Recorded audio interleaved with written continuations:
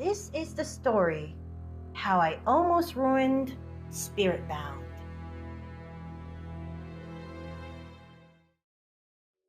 Now I know some audience would say that everyone makes mistakes or, oh, they shouldn't have picked me to do any of this. But let me tell you that this isn't my first rodeo. This was for a school project for not only our presentation, but also as something we did as a team. Not the type of job where they would look for someone else to make a better version, or I need to get my butt up and fix the problem. Which was something I was gonna end up doing, but that didn't end up happening because there was a way to get around this. I'm 80% sure that not a lot of directors would say that. Some of you may ask, what is Spiritbound? Or did I actually work on a game called Spiritbound? I don't think anyone would ask if I made that game, but the straight answer is no. I just knew there was already a name called Spiritbound in every media before we just chose the title, but I would recommend checking it out and our animated short if you guys want to check it out. I promise you, you won't regret it because it is amazing.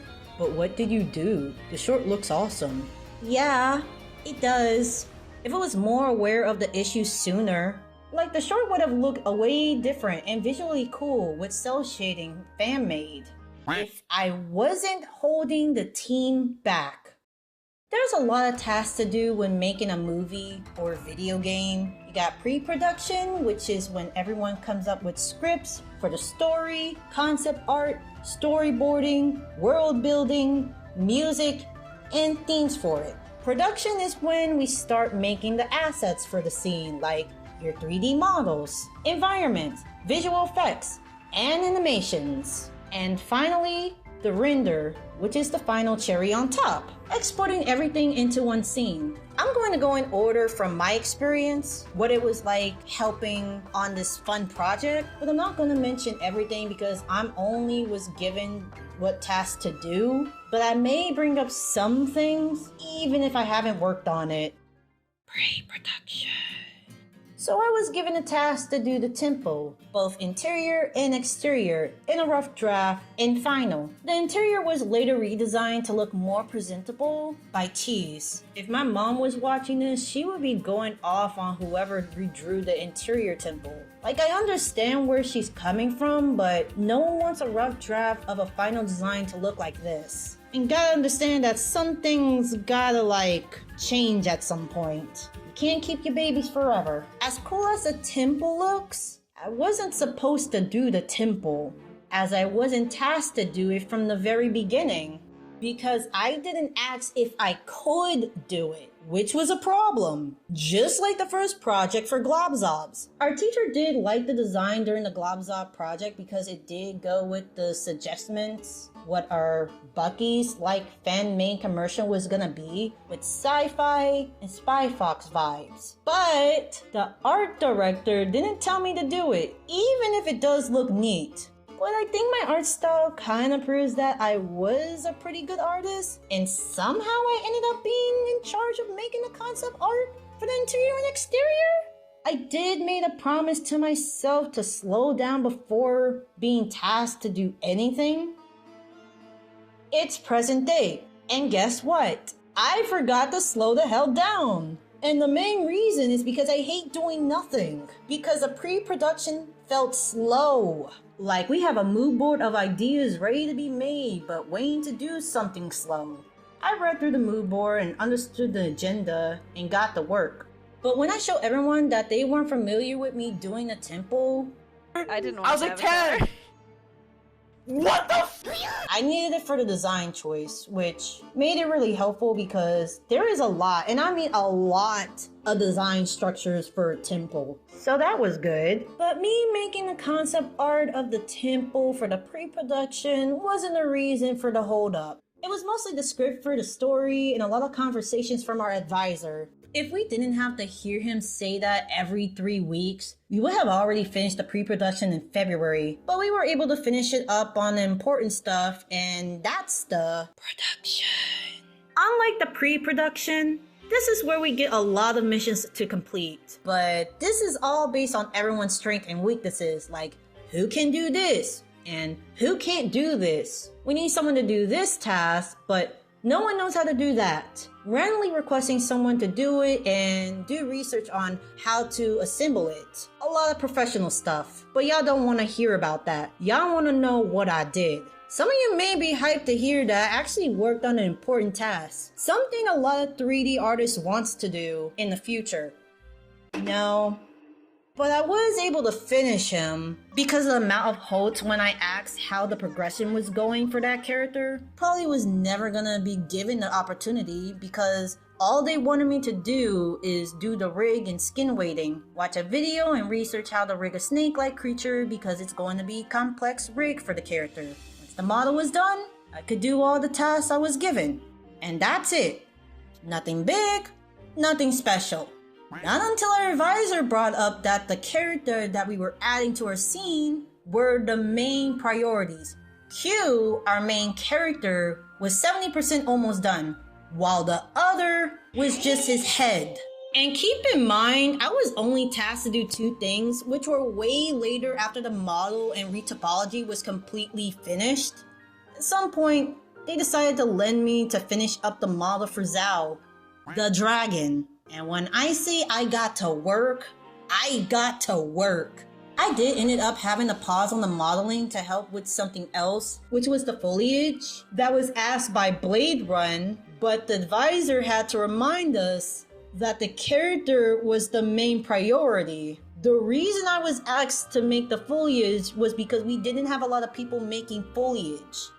Things were going smoothly, but I did not mean to make him this dang long. I said I was going to do a dragon. I didn't say what type of dragon. And he was huge too, which is the whole point because Zao is larger than Q, so I gotta make him big. If I made him into pieces instead of a long cylinder, that would have been way easier, but honestly, it's fine how it is for now. Now we're at the reason why I caused all this mess. It was basically a mistake and a lack of knowledge when I was implementing the joints. Before I started, I was informed there was a faster way to add joints in the model. And I know what y'all are thinking, but if you guys have used Advanced Skeleton Tool on Maya, you will know what I'm talking about. Everyone else assuming this is AI?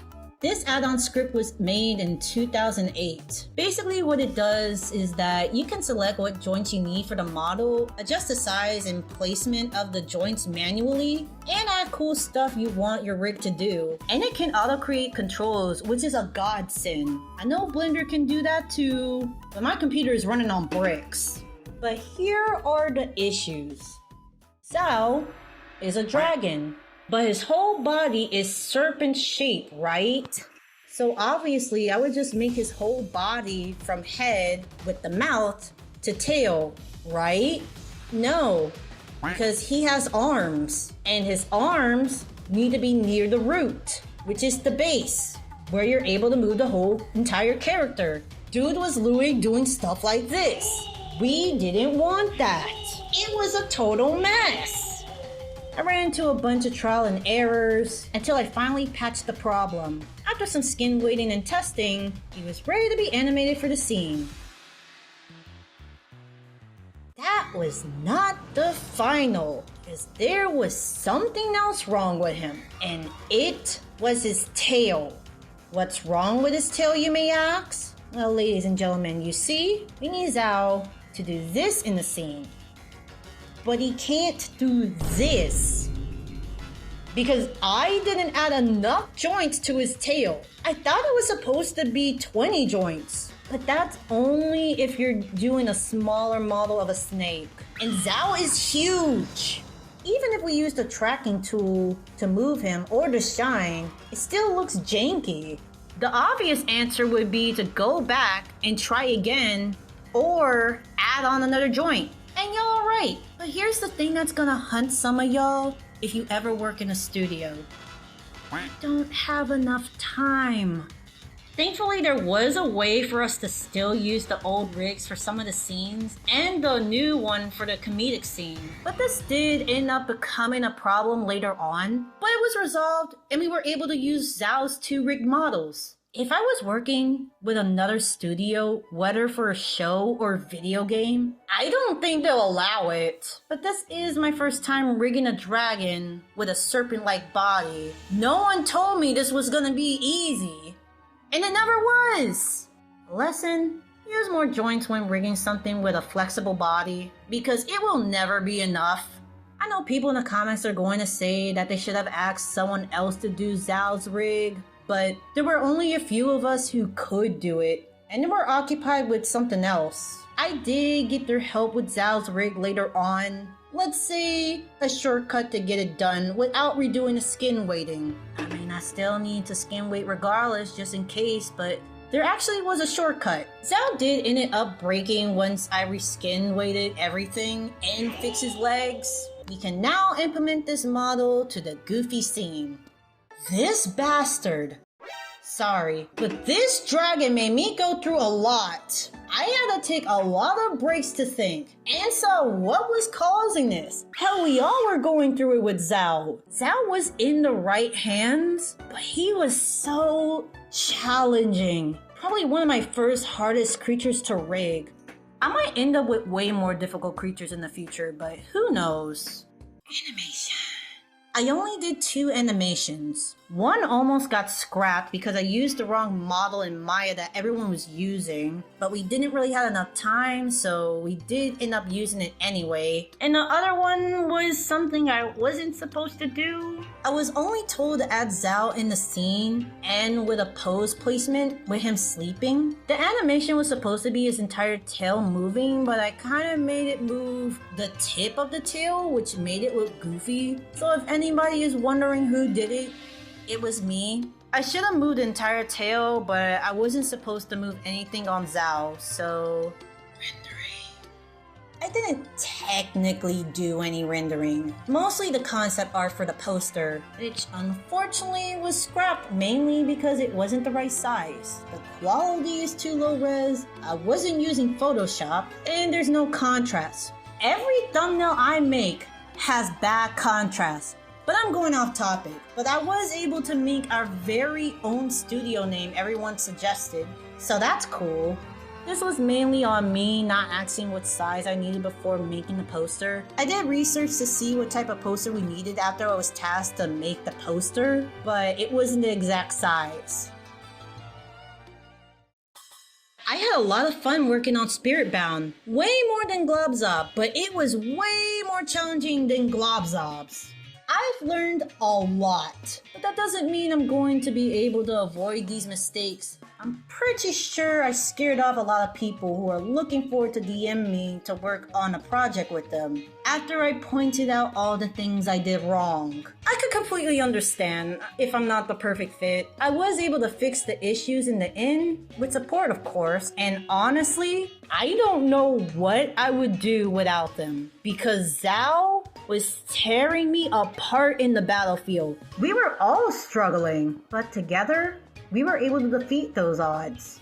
But I think for now, it's time for us to take a break from all this stressful work and be prepared for what's to come in the next chapter.